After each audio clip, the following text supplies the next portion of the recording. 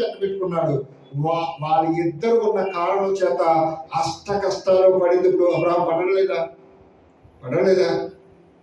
ఇప్పుడు కూడా విశ్వాస జీవితంలో అవిశ్వాస జీవితం ఇక్కడే కనపడుతుంది. మనం ఎంత విశ్వాస జీవితంలో కలిగి ఉన్నామని చెప్పుకున్నా దేవుడికి అయిష్టమైనది అనడం లేదండి. జీవము గల దేవుని ఆలయానికి విగ్రహంతో ఏంటి పొందుక, ఏంటి సంబంధం? క్రీస్తుకు తెలియానికి ఏంటి సంబంధం? అంటే దేవుడికి తెలియానికి ఏంటి సంబంధం? అవిశ్వాసకి విశ్వాసకి ఏంటి సంబంధం? పాలెక్కడ అడుగుతున్నాడు లేదా? వాక్యమేనా? దేవుడు మాట్లాడుతున్నాడా? ఇంకా చెప్పాలంటే అసలు విగ్రహం జోలికి పోవద్దు, ఆ వస్తువుల జోలికి, అలంకరణ జోలికి పోవద్దు అనడానికి అయితే చాలా బైబిల్ రెఫరెన్స్ ఆధారాలు కూడా ఉన్నాయి. అయితే ఎందుకు ఎంతగా దేవుడు మాట్లాడుతున్నాడు అంటే, దేవుడికి అయిష్టమైందని నువ్వు ఎప్పుడైతే తీసి పక్కన పెడతావో అప్పుడు దేవుడు నీ మీదకి వస్తాడు, నీలోనే ఉంటాడు. ఇప్పుడు నిన్ను అబ్రహామును దీవించినట్లు కూడా దీవించాలని చూస్తున్నాం. అక్కడ చెప్పినట్టు చూడండి, దేవుని ఆలయమునకు విగ్రహములతో ఏమి పొందిక, మనము జీవము గల దేవుని ఆలయమై ఉన్నాము.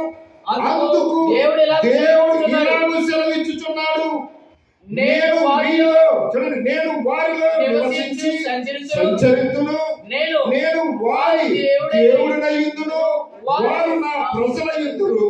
కావున మీరు వారి మధ్యలో నుండి బయలువెళ్ళి ప్రత్యేకముగా ఉండుడి, అపవిత్రమైన దానిని ముట్టకుడని ప్రభువు చెప్పుచున్నాడు.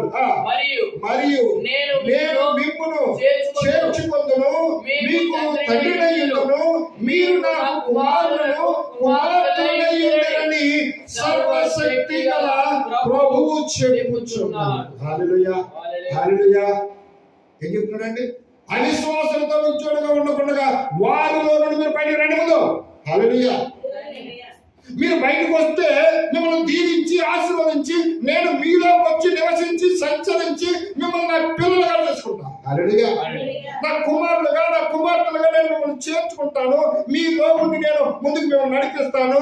మీకు దేవుడినై ఉంటాను. హల్లెలూయా. ఆయన మన పక్షంగా ఉంటే మనకు విరోధం ఉంటాడు. అమ్మా, ఎవరైనా ఉంటాడా? ఉండడు. ఆయన మన పక్షంగా ఉన్నప్పుడు మనకు విరోధం ఎవరైనా ఉండడు. అయితే ఇప్పుడు వచ్చిన బాధల్లో ఏంటంటే ఆయనకి ఇష్టలుగా మనము ఉండలేకపోతున్నాం. ఆయన చిత్తం ఏంటో తెలుసుకుని ఆ ప్రకారంగా బ్రతకాలని దేవుడు కోరుకుంటున్నాడు. మనం ఏంటో తెలుసుకోవడానికి ప్రయత్నం చేస్తున్నాం, చేయలేదనడానికి లేదు. కానీ ఈ లోకంలో బ్రతుకుతున్నాం కాబట్టి వాళ్ళు ఏమనుకుంటారో వీళ్ళు ఏమనుకుంటారో అని కొంత